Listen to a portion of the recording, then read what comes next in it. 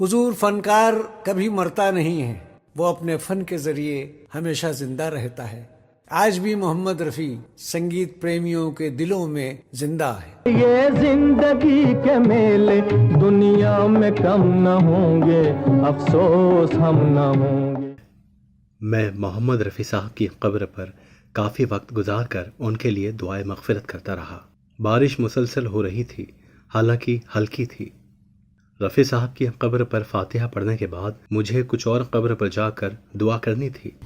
आपको बता दूं, इसी कब्रिस्तान में कुछ अजीम शख्सियतें भी दफन हैं जिनका रफ़ी साहब से बहुत गहरा ताल्लुक़ था, और वो हैं नौशाद साहब और दिलीप कुमार साहब। रफ़ी साहब की कब्र से तकरीबन 50 कदम की दूरी पर मदफून है दिलीप कुमार साहब, और ये कब्र हिंदी सिनेमा में अदाकारी के शहंशाह कहलाए जाने वाले दिलीप कुमार साहब की है।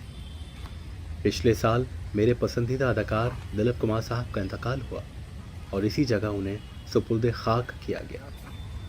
रफ़ी साहब ने दिलीप कुमार साहब के लिए कई गीत गाए। कमाल ये रहा कि जितने भी गाए वो सुपर हिट रहे, यहाँ तक कि रफ़ी साहब का सबसे पहला बड़ा हिट गाना फिल्म जुगनू का दिलीप कुमार साहब पर ही फिल्माया गया था। यहाँ बदला वफा का बेवफाई के सिवा क्या है। इसके बाद तो मेला, बाबुल, दीदार, आन, उड़न खटोला, नया दौर, कोहिनूर, गंगा जमुना, लीडर, दिल दिया दर्द लिया, आराम और शाम, आदमी, संघर्ष, तकरीबन दिलीप साहब की हर फिल्म में रफ़ी साहब ने उनके लिए बेहतरीन गीत गाए।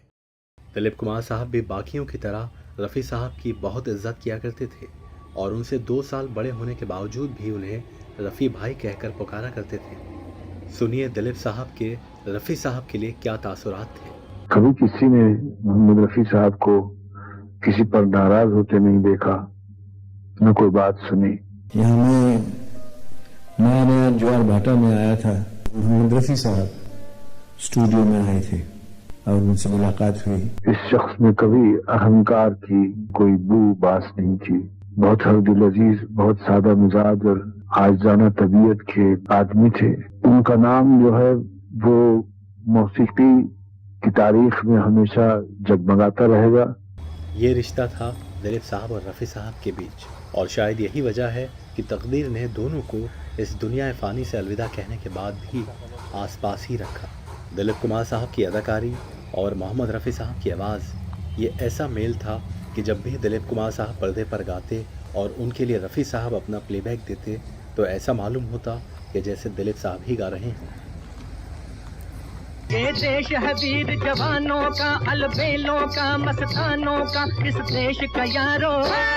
दिलीप साहब की कब्र पर फातिहा पढ़कर उनके लिए दुआए मग़फ़िरत करने के बाद मैं मुड़ गया नौशाद साहब की कब्र के पास। यहाँ से तकरीबन 10 कदम की दूरी पर मौजूद है नौशाद साहब की कब्र, जो बिल्कुल रफ़ी साहब के और दिलीप साहब के सामने मौजूद है। ये रही नौशाद साहब की कब्र। पौधों ने कब्र को छुपा रखा है और बारिश की वजह से कब्र की मिट्टी में नमी आ गई है। ये तो हम सब जानते हैं कि नौशाद साहब और मोहम्मद रफ़ी साहब का रिश्ता भी बहुत गहरा था। सिर्फ प्रोफेशनल नहीं बल्कि निजी ज़िंदगी में भी रफ़ी साहब नौशाद साहब की बहुत इज्जत किया करते थे, उनको बहुत मानते थे। रफ़ी साहब ने हमेशा नौशाद साहब को अपने उस्ताद और बड़े भाई का दर्जा दिया, क्योंकि इंडस्ट्री में रफ़ी साहब को पहला सबसे बड़ा ब्रेक नौशाद साहब ने ही दिया, और बैजू बावरा के बाद तो अपनी हर फिल्म में ज़्यादातर रफ़ी साहब की आवाज़ को ही इस्तेमाल किया। रफ़ी साहब भी अपनी ज़िंदगी का हर बड़ा मशवरा नौशाद साहब से ही लिया करते थे। नौशाद साहब की कब्र भी रफ़ी साहब की कब्र के बिल्कुल सीध में मौजूद है। ज़िंदगी में दोनों की रही क़ुर्बत को इनके जाने के बाद भी कुदरत ने जुदा नहीं किया। शायद इसलिए आज भी दोनों आसपास ही मौजूद हैं। आइए सुनाते हैं आपको रफ़ी साहब के लिए नौशाद साहब के क्या तासुरात थे। एक दिन एक नौजवान गायक मुझे आया नजर, वक्त के फनकारों में उसका अलग था एक मकाम, जिक्र जिसका कर रहा हूँ मैं, रफ़ी था उसका नाम। और वो आदमी ने कभी किसी की बुराई नहीं की, कभी किसी के लिए बुरा नहीं कहा, और बहुत खुदा के खौफ रखते थे, लोगों के लिए अच्छा सोचते थे। गायकी है हुस्न फन तेरा रफ़ी, तेरे फन पे हम सभी को नाज है, मेरी सरगम में भी तेरा जिक्र है, मेरे गीतों में तेरी आवाज है। मोहम्मद रफ़ी साहब की आवाज़, नौशाद साहब का साज और दिलीप साहब अदाकारी के सरताज, इस तिगड़ी ने हिंदी फिल्म इंडस्ट्री को एक से बढ़कर एक गाने अता किए हैं। ओ दूर के मुसाफिर हमको भी साथ ले ले रे। जाते जाते हमने ज़ियारत की हिंदी सिनेमा की अब तक की सबसे खूबसूरत अदाकारा मधुबाला जी की कब्र की।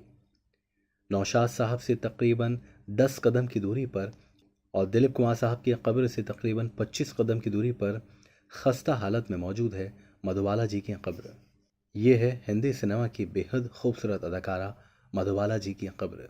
बारिश की वजह से कब्र की मिट्टी ऊपर से हट गई है। मधुबाला जी काफ़ी अरसे पहले दुनिया से चल बसी, लेकिन उन्हें उनकी बेहतरीन अदाकारी के लिए हमेशा याद किया जाता रहेगा।